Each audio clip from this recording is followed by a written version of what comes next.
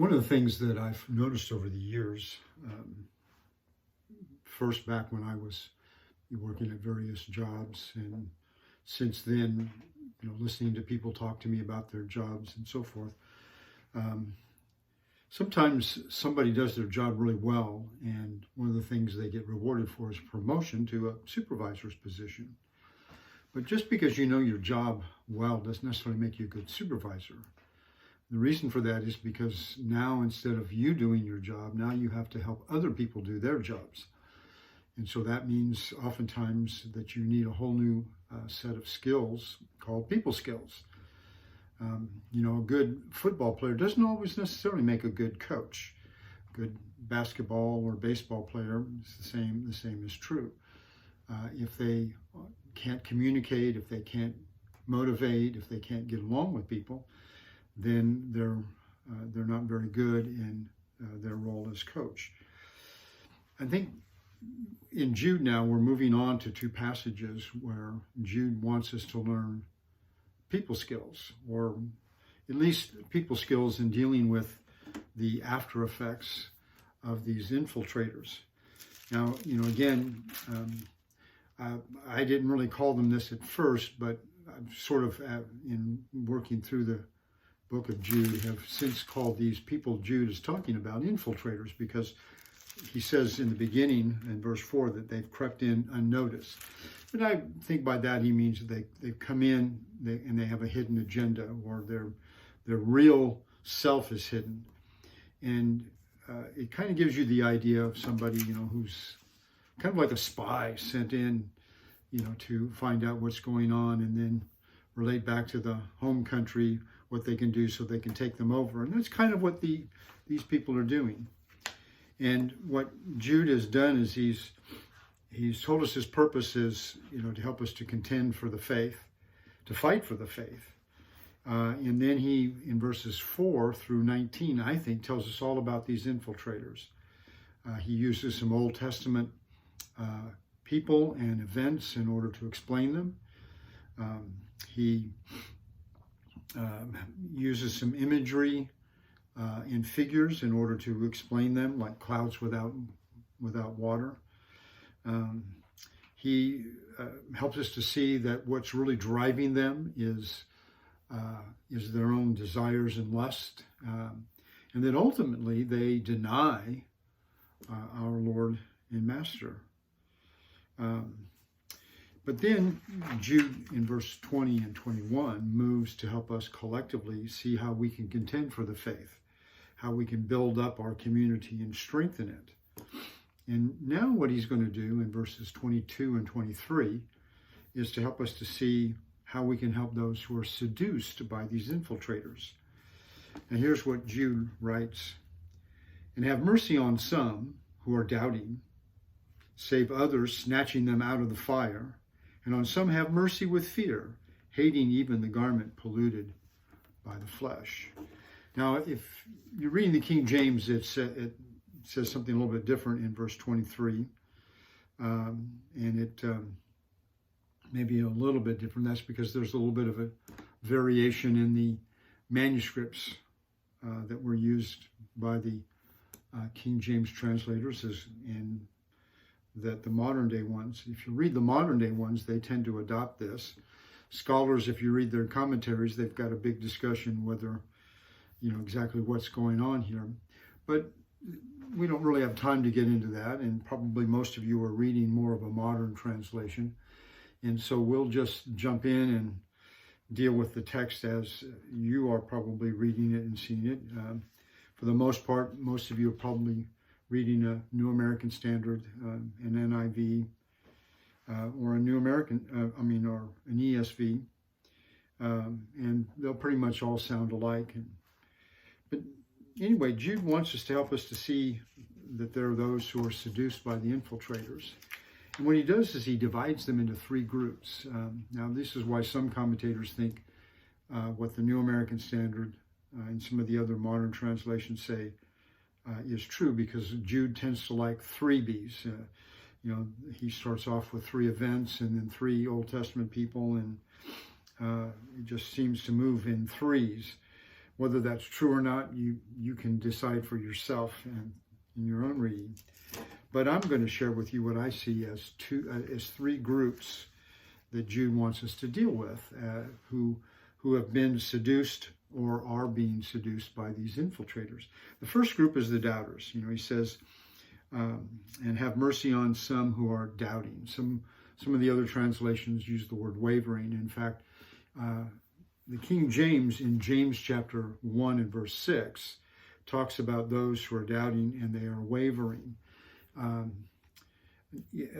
wonder if it's a little bit kind of like the situation where Elijah tells the group, why do you halt?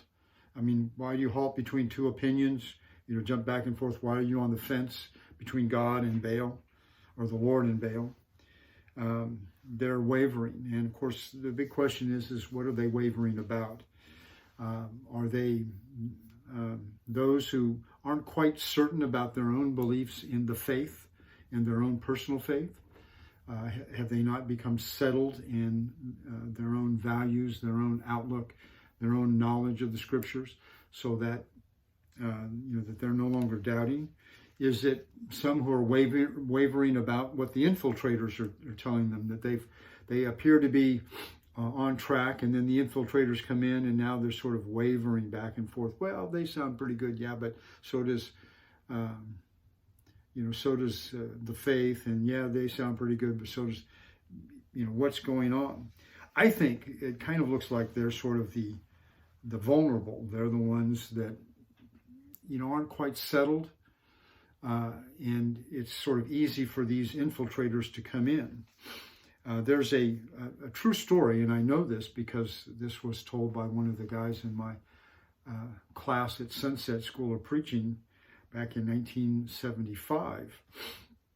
There's a cult that does a lot of door knocking, and there are several of them who are. But anyway, there's a cult, and they knocked on the door. It was a newly married couple. The hubby had been raised in a Church of Christ, but had, for some reason or other, quit coming, and probably his knowledge had not fared quite so well. But anyway, for some reason or other, and he apparently admitted this later, he decides to show off to his wife because he doesn't like these people, and a lot of people don't. But anyway, so he starts arguing with them.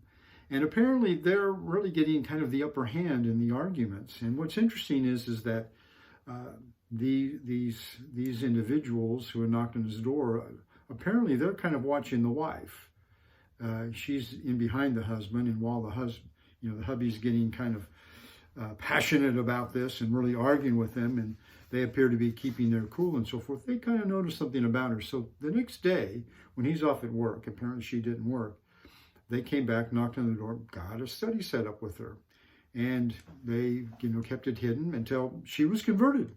She became a true believer in their cult. And while hubby was so incensed by that he got back on his own faith and started going to church again. And this fellow in my preaching class said that neither one of them, of course, believed in divorce. So here they are, passionate about their faith, and yet married together. But the thing is, though, is this cult looked and saw that she was vulnerable, and they latched onto that and converted her as a result. And I think that that's oftentimes true of infiltrators who come in. They target those who are vulnerable. And so Jude says you need to watch. The second group are the singed. Singed means lightly burned. If you've ever tried to light a propane grill and it not quite come on, and the area fills with propane gas, and finally it comes on, and there's a big poof. Sometimes, well, I can't think of the name of what those things are called. Your eyebrows get singed; they're slightly burned. And yes, I've had that happen to me. The reason for that is because Jude says, "Snatch them out of the fire." Now, this group has taken the plunge. They've jumped in.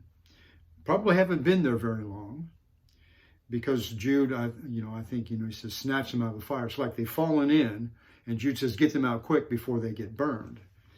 But they are in the fire. Now this group, in my mind, they're kind of the dabblers. They love adventure. They like to seek new things. And, that might not necessarily be true of everybody, but they are, at the moment, willing to give, to kind of set the faith aside to look at this, what the infiltrators have to say.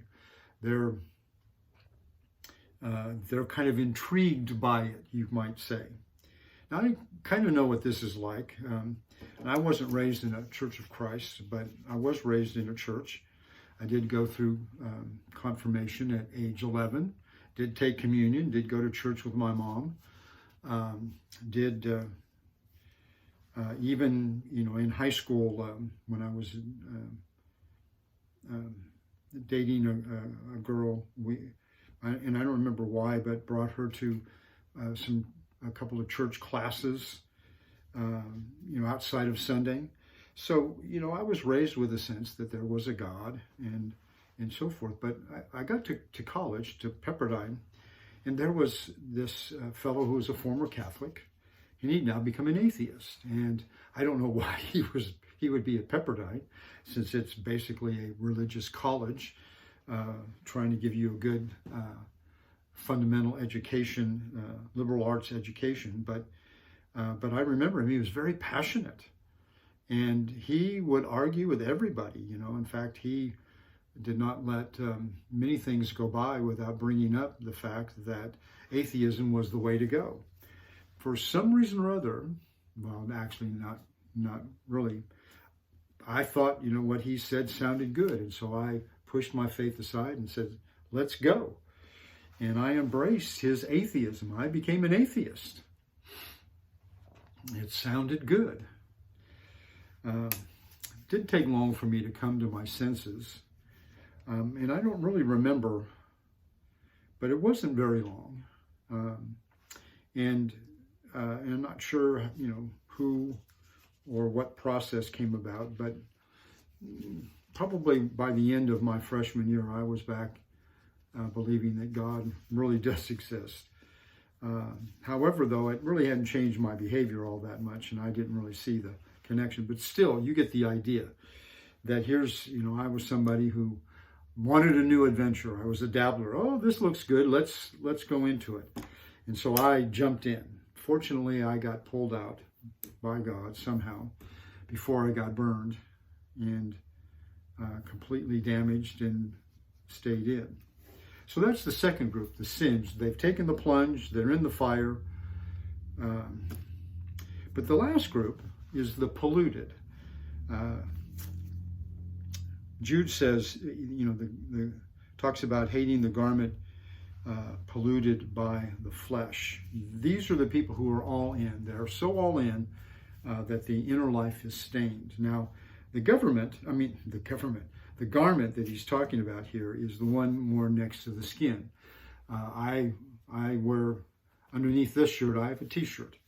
And over time, and this true because, of sweat and body oils and so forth, your t-shirts soak them up and they become stained and spotted in spite of your washing them, unless you have something that's a good stain remover and you put on them each and every time.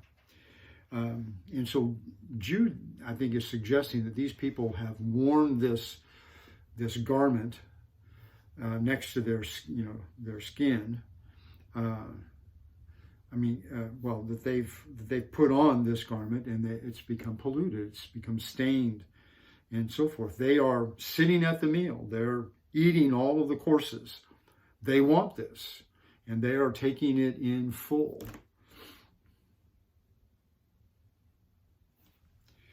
And so Jude says that their inner life is now like a garment stained by the flesh. And of course, the reason why he says stained by the flesh is that he's talking about our desires, that they're letting them rule their lives. And this is exactly what the infiltrators do. Back up in verse 4, he says that they turn the grace of God into license. Later on, he talks about Sodom and Gomorrah, and they go after strange flesh. And then in verse 16, he says that they follow their own lusts. And then in verse 18, it says that they follow their own ungodly lusts. So you see, the infiltrators, their key, their God is their desires, their lust. Hey, whatever suits my fancy today, I'll go and do it. And these people now have taken that on, and it has, the garment that we should, that we put on, in Paul's imagery, he says, take off the old life, put on the new life. It's like taking off of a garment, putting on a new garment. And Jude here is saying that the garment that they put on has now become stained and spotted. So their inner life is in danger. I mean, deep danger. It's been damaged, and they have let their own desires rule them. But how do we deal with these three groups? What should we do now? Well, going back to the first group, Jude says, have mercy.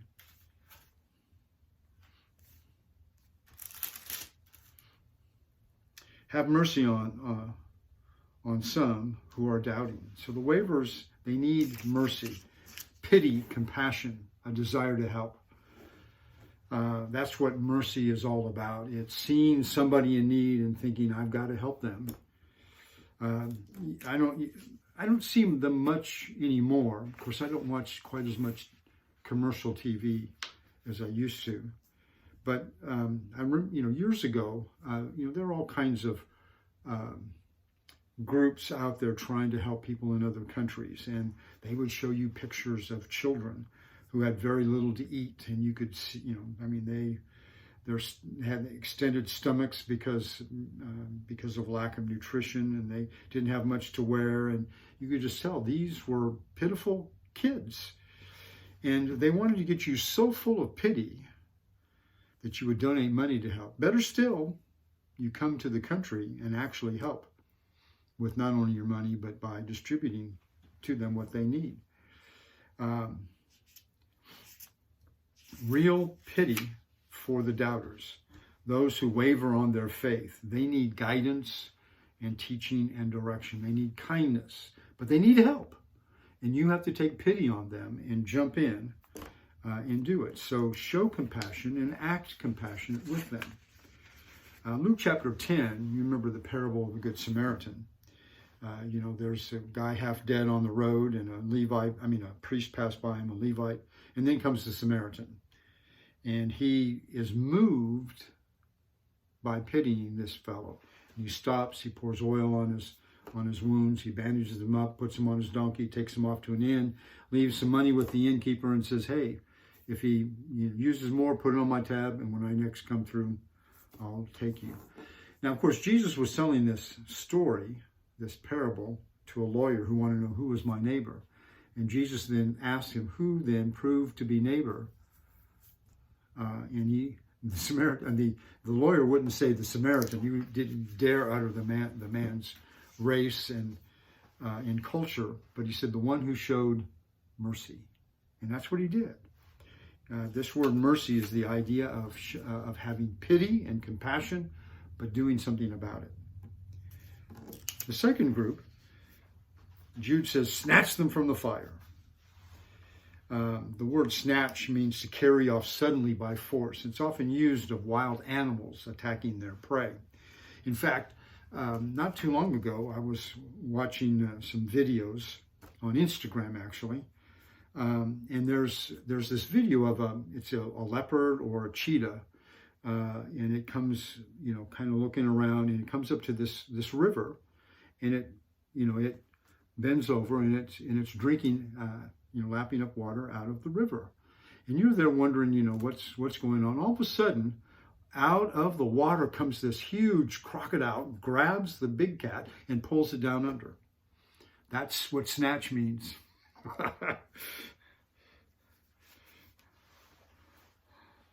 Well, they're in danger. They're not just they're in danger of fire. They've jumped in the fire. You got to snatch them out. You know, it's like if one of your kids, there's a fire in your house, and you're getting the kids out, and one of them happens to be, right in the middle of the fire. The fire hasn't quite hit them just yet. You're gonna do something to get in there and snatch them and bring them out. I mean, you just are. Jude wants you to do that. They're in danger. You got to do something. You got to do it now. This is immediate and imminent. Now, of course, you always need to be careful. I mean, sometimes we have a tendency to say things and do things out of passion without thinking. And I don't think Luke wants that, and I'll show you that in a minute. But do something and do it now. The last group, it's a little kind of interesting. He says, and on some have mercy with fear, hating. Now, show mercy again. That's the first thing. Second of all, show fear. Now, is that the fear of God, or is that fear of, for them and their destiny, or is that fear of how you treat them? From what I've read, it's kind of a balance of mercy and fear that he's suggesting. That you see, if you were just showing mercy alone, you might be lenient towards them. I mean, they're a difficult bunch, and you might just sort of write them off. But fear, and if you used fear alone, fear of God, you might be judgmental. But if you mix the two of them together, then you're not lenient with them, but you're not judgmental with them. And so, and plus, you do something about this because you have, it's more than likely, it's kind of related back up to where Jude talks about Michael disputing with the devil. He has some respect for the devil because he's a heavenly being, no matter what. And so you have respect for God, and you're not judgmental. Of course, this is the exact opposite of the infiltrators. They don't have a fear of God. They don't have a reverence for him. And then he says to hate the garment polluted by the flesh. I wonder if here Jude is kind of focusing on his behavior and so forth. Something like hate the sin, but love the sinner. But also remember that in Scripture, when oftentimes the word hate and love are words of choice. Hate is reject and love is to choose. Remember in Malachi chapter 1, God says, Esau I have hated, I have rejected. Jacob I have loved, I have chosen. So the third group's a little bit more difficult, but you got to hang in there, and that's why there has to be this balance. You need to be merciful, but you also need to make sure that the fear of God is in you, so you'll do something, but that you'll balance those. And that you'll hate the garment, but not hate the individual wearing the garment. So, infiltrators are going to infect a congregation. That's what that's what Jude is showing us. They're going to infect. They're going to look for the doubters, the dabblers, and the damaged. It's possible that those who are polluted, whose garments are polluted by the flesh, are people who are already kind of damaged and so forth. And we need to be careful of that. We have all kinds of people in our congregations, and we need to make sure that we do everything before the infiltrators arrive to make sure that everybody is healthy. But Jude reminds us that, first of all, we need to keep watch. Second of all, that falsehood is lurking and working, looking for those that they can infect. And thirdly, we need to help each other. That goes without saying. You remember, James says, as he closes out, if any among you stray from the truth and one turns him back, let him know that he who turns a sinner from the error of his ways will save a soul from death and will cover a multitude of sins. But what I think here, though, is kind of the key is mercy. You see, as when Jude ended his 2 verses that talked about what we do collectively to strengthen, one of the one of the things he says, the last thing he says, is waiting anxiously for the mercy of our Lord Jesus Christ to appear for eternal life. And you'll notice here that we've got three things. First you do mercy, and then you do mercy. And the snatching is in between. It's kind of like mercy is the bread that holds the sandwich together. And so we ought to be merciful to one another no matter what the situation. Have pity, but do something about it. Yet be cautious. I hope, brothers and sisters, that you'll keep watch and you'll help each other. God bless.